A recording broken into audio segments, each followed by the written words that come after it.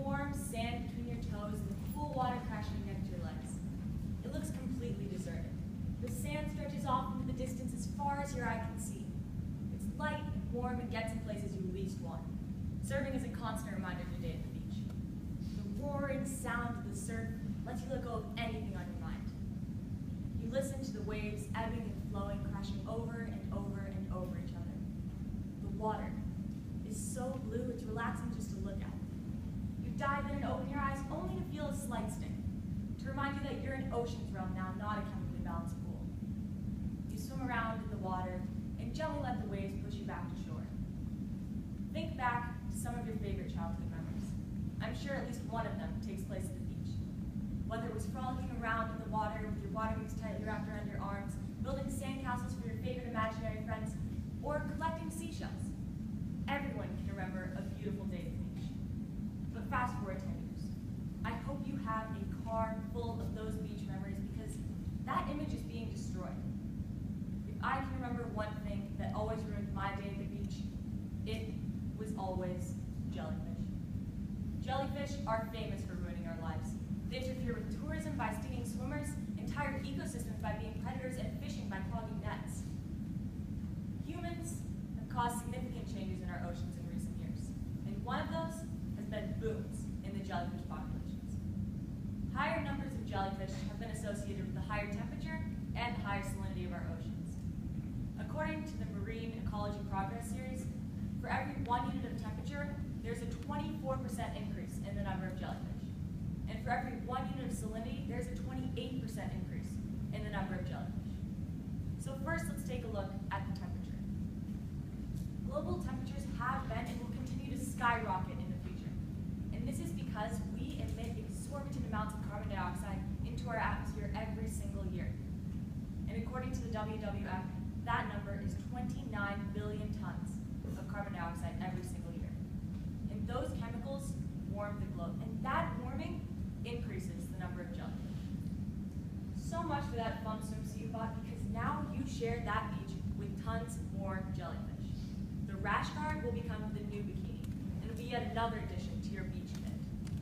But temperature is just one of the things that increases the number of jellyfish, because they're also influenced by the higher salinity of our oceans, whose main contributor is an industry that we depend on.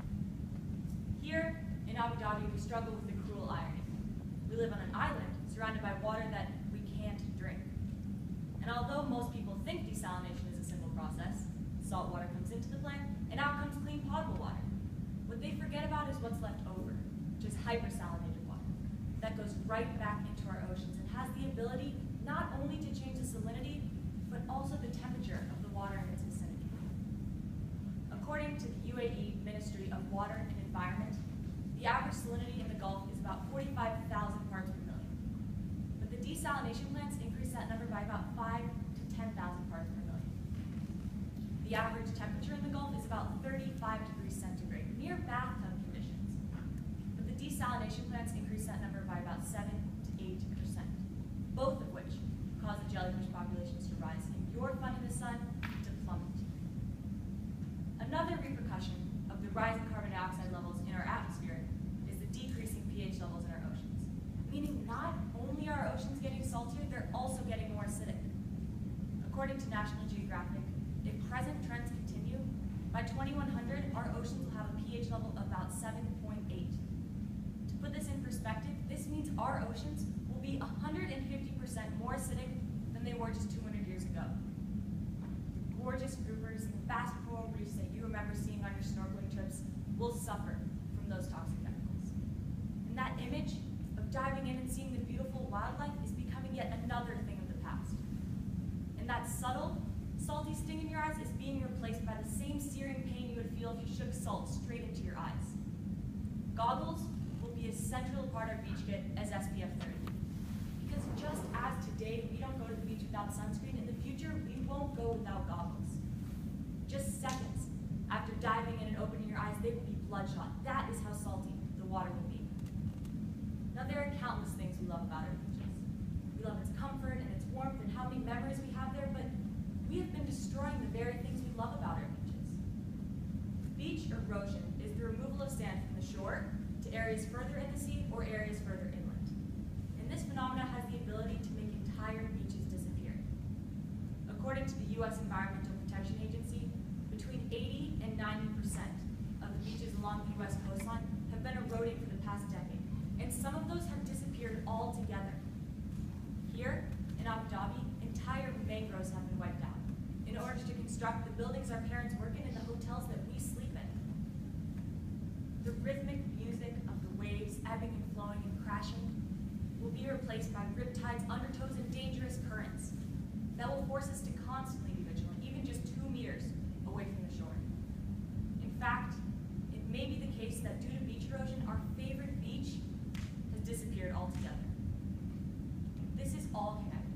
The water, the air, the land we live on, the changing state of our oceans isn't just ruining our perfect day at the beach, it's changing our lives. And if each of us can see how things personally impact us, maybe we can use that knowledge to demand change. Now, because the oceans are the largest ecosystems on the planet, they're our biggest support systems. They generate half the oxygen we breathe, a sixth of the protein we eat, and they're the most promising sources to combat the diseases that we're facing. Not to mention, living healthy oceans help reverse climate change by absorbing the carbon dioxide that we emit into the atmosphere.